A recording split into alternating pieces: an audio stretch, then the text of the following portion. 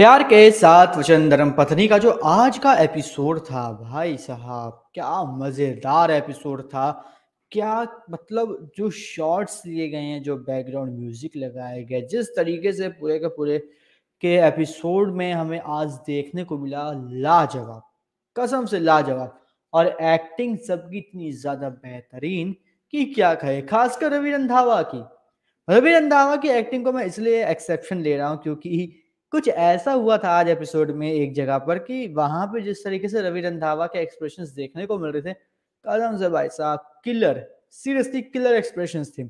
तो बिना time waste कीजिए करें, चलिए आज के एपिसोड को शुरू करते हैं। तो आज के एपिसोड की स्टार्टिंग होती है कि हमें ये देखने को मिलता है जो रवि रंधावा जी हैं, जो एज अ पंडित बने हुए प्रतीक्षा के घर में आए हैं, उनकी पोल खुलते खुलते बच जाती है और वो वहां से किसी तरीके से बाहर आ जाते हैं बचते बचाते।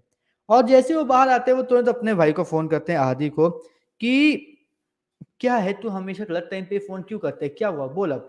तो उसका भाई बताता है कि भाई देखो, जो हमारा दोस्त है वो अब काम-वाम नहीं कर रहा दीपू, ठीक है? वो मना कर रहा है, उसकी हिम्मत नहीं है, वो हिम्मत हार रहा है, वो बस की नहीं उसकी, कर रहा है। तो रवि बड़ी मुश्किल से उसको समझाता है, उसको मनाता है, लेकिन वो नहीं मानता काम करने के लिए। और जिस तरह की इनके बीच में कन्वर्सेशंस होती है, ऐसा लगता है कि जैसे 2 बेस्ट फ्रेंड्स एक-दूसरे से लड़ रहे हों। ऐसी कन्वर्सेशन देखने को मिली। अब फिर क्या होता है, जब दीपू को समझा ही रहा होता है आदि, तभी क्या होता है, पीछे से बहन आ जाती है रवि की।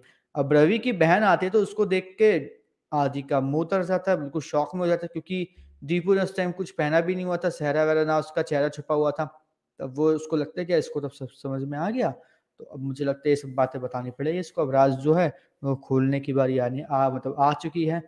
तो यहाँ पे क्या होता है, यहाँ पे हमें ये देखने को मिलता है कि जो उसकी सिस्टर है, उसको कुछ नहीं पता होता। वो बोलते हैं कि क्या हुआ? मेरे को तो कुछ पता ही नहीं, क्या हो गया?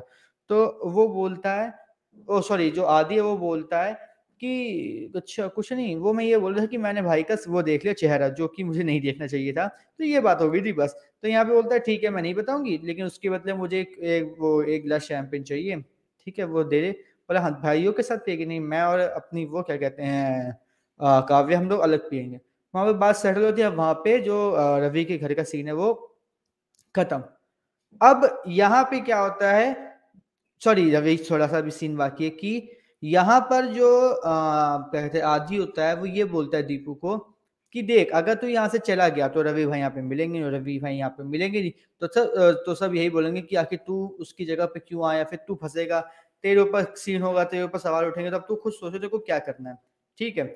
तो वो बोलता है कि या तुम लोगों ने तो मुझे फँसा दिया ना, मैं धोबी का कुत्ता बन गया, ना घर का ना घाट का। और फिर वहाँ पे पूरी की पूरी बात खत्म हो जाती है और वो रवि के रोल को निभाने के लिए कंटिन्यू हो जाता है। दूसरी तरफ रवि के दिमाग में ये बात कन्फर्म हो चुकी थी कि यार सबके दिमाग में शक आ चुका, और अब मेरे पास टाइम नहीं है ज़्यादा कि मैं मतलब अपना गेम प्लान अपना पंडित जी बनकर रहूँ, तो अब मैं सीधे-सीधे जाऊँगा, फेस टू फेस करूँगा जो भी करना होगा। अब वो वहाँ से बाहर आता है, जो अपना उसका जो पीले रंग का जो वो होती है ड्रेस होती है, वो पहनी होती है, और वो बाहर आ जाता है और ऊपर से खड़े होके देख रहा होता है, सब डांस-वांस कर रहे हैं, सब बढ़िया हँसी-मज़ाक कर रहे हैं, खुश हैं। फिर भाई क्या होता है, सबके सब मंडप में बैठ जाते हैं और शादी शुरू हो जाती है। अब शादी शुरू होती है तभी हमें देखने को मिलता है कि रवि सामने से आ रहा है, और आते-आते वो आता है। 2 लोग उसको रोकने की कोशिश करते हैं। रवि उनको छोड़ मतलब उनसे छूट जाता है, उनको मारता है और आगे बढ़ने लग जाता है। और हवन कुंड की जो अग्नि होती है उसमें लोटे से पानी डाल देता है। ये चीज़ देख के सब के सब काफ़ी ज़्यादा शॉक हो जाते हैं। लेकिन रवि बिल्कुल कामली ये बोलता है कि आखिर मैं तुम्हारी शादी को रोक ही दिया। अब मैं ये शादी होने नहीं दूँगा। ये बात कही और बस वो जाने वाला होता है। तभी क्या होता है, फिर उसकी चाची बोलती है कि ऐसे कैसे नहीं होने देगा, हाँ, मैं भी तो देखूँ कैसे नहीं होगी, मैं करवा के रहूँगी, तू है कौन, ये शादी होकर रहेगी चाहे कुछ हो जाए। पंडित जी बोलते हैं कि अभी शादी का कोई मतलब नहीं है, क्योंकि जो थी मतलब स्टार्टिंग में जो भी चीज़ हो रही थी, उसमें जो आपकी हवन कुंड की अग्नि है, उसको बंद कर दिया गया, तो इसका कोई मतलब नहीं है। अब यहाँ पे सब शॉक में, तभी क्या होता है, जो मल्हार का जो दोस्त है, वो आता है, वो बोलता है कि मुझे तो पहले से ही पता था कि ये सब ड्रामा चल रहा है, नौटंकी चल रही है, क्योंकि जब मैंने इन दोनों को कार में देखा था कुछ-कुछ करते हुए, तभी मैं समझ गया था कि ये सब ड्रामा चल रहा है। रवि जो प्रतीक्षा से इतना ज़्यादा मतलब जो वो करता है, उसको पसंद नहीं करता, वो आखिर ऐसा क्यों कर रहा है? वो क्यों आया शादी में? क्यों प्रतीक्षा की शादी को रुकवा रहा है? हाँ, क्या है इनके बीच में? क्या चल रहा है? ये बताओ। वो मतलब क्वेश्चन पुट अप खड़े कर देता है सबके सामने। उसके सवाल खड़े करने पर क्या होता है, सभी बोलने लग जाते हैं कि हाँ भाई क्या हुआ, क्या बात है बताओ। यहाँ पर प्रतीक्षा के पापा सॉरी चाचा बार-बार कोशिश करते हैं कि उसका मुँह बंद करवा दें, लेकिन उसका मुँह बंद नहीं होता। वो बोलता ही चले जाता है, क्वेश्चन्स पुट अप करते ही रहता है। साथ में प्रतीक्षा भी बोलती है कि रवि से कि प्लीज़ तुम कुछ बोलो कि हमारे बीच में कुछ नहीं है, प्लीज़ रवि कुछ बोलो। लेकिन यहाँ पे क्या होता है, प्रतीक्षा के बोलने पर और जो मल्हार का दोस्त जो बोल रहा था, उन दोनों पर जिस तरीके से रवि के एक्सप्रेशंस हमें देखने को मिले, सीरियसली यार किलर।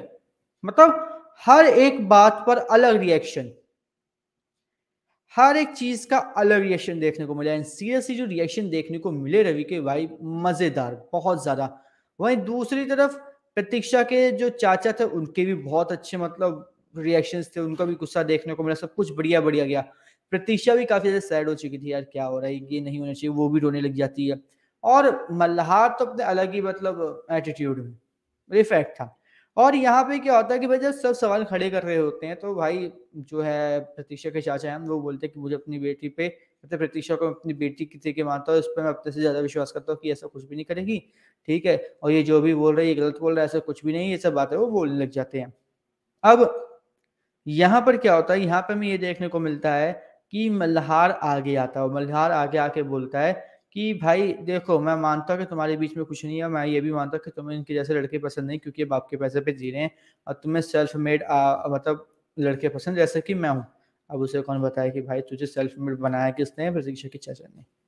अब यहाँ पर वो यहाँ तक तो ठीक था भैया मल्हार का सब कुछ। लेकिन मल्हार बलबीर जो उसका दोस्त था उसकी ना बात पर एक सवाल ये खड़ा कर देता है कि अगर कुछ है तो फिर ये बंदा यहाँ पे कर क्या रहा है? सिंपल सा क्वेश्चन। और यहाँ पर प्रतीक्षा फिर बोलते कि आप बोलिए कुछ क्यों नहीं बोलते कि हमारे बीच में कुछ भी नहीं है, प्लीज़ बोलिए। मेरी शादी टूट रही है, शादी मेरा हर लड़की का सपना होता है, लेकिन उसके बाद आप ऐसा कर रहे हो, क्यों कर रहे हो ऐसा? मेरे मम्मी-पापा भी वो रो रहे होंगे जहाँ से भी वो मुझे देख रहे होंगे क्योंकि मैं अभी रो रही हूँ। इमोशनल पूरा का पूरा वहाँ पे प्रतीक्षा का देखने को मिलता है सीन। लेकिन यहाँ पर क्या होता है, यहाँ पर जो रवि है, उसका एक बहुत ही मैं बोल सकता हूँ शॉकिंग जवाब आता है कि प्रतीक्षा तुम्हें कैसे पता कि मैं तुमसे प्यार नहीं करता? सीधा क्वेश्चन पुट अप कर दिया। कैसे नहीं पता कि मैं प्यार करता हूँ कि नहीं करता? कैसे पता? बताओ ज़रा। फिर क्वेश्चन पुट अप करने की वजह से सब के सब शॉक्ड में कि क्या बोल रहा है। बस सच में शॉकिंग वाली बात भी है, भई आखिर तुम कैसे बोल रहे हो कि भाई कुछ है कि नहीं है, प्यार है कि नहीं है? क्योंकि अभी तक तो सबको यही लग रहा था कि भाई कुछ भी नहीं, नफ़रत करते हो, नफ़रत करते हो।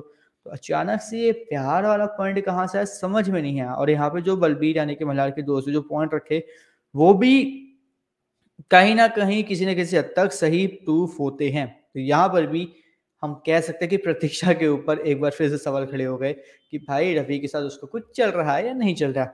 लेकिन भाई आने वाले प्रोमो में हमें बहुत ही खतरनाक फेस ऑफ देखने को मिलेगा रवि वर्सेस प्रतीक्षा का और अब जो कहानी चल रही है, अब जो पूरी की पूरी स्टोरी चल रही है वो बहुत ही ज़्यादा इंटरेस्टिंग है। एक एपिसोड को भी मिस करना बहुत ही बड़ा स्टोरी में से प्लॉट का गायब होना है।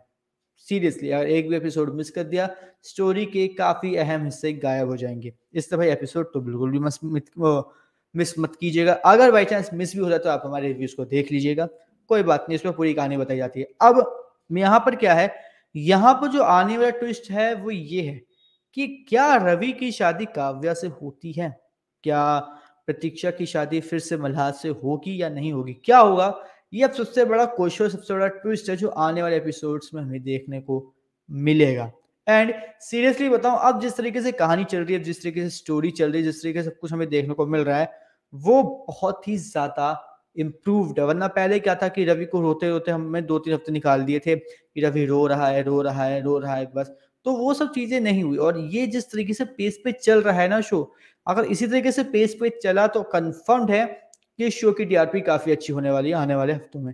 वेल आपको आज का एपिसोड कैसा लगा हमें कमेंट करके ज़रूर बताएँ और इसी तरह धर्मपत्नी के आने वाले एपिसोड्स की कहानी और रिव्यूज़ जानने के लिए हमारे चैनल को सब्सक्राइब कर लीजिए और बेल आइकन को दबा लीजिए ताकि आपसे मिस ना हो हमारा कोई भी लेटेस्ट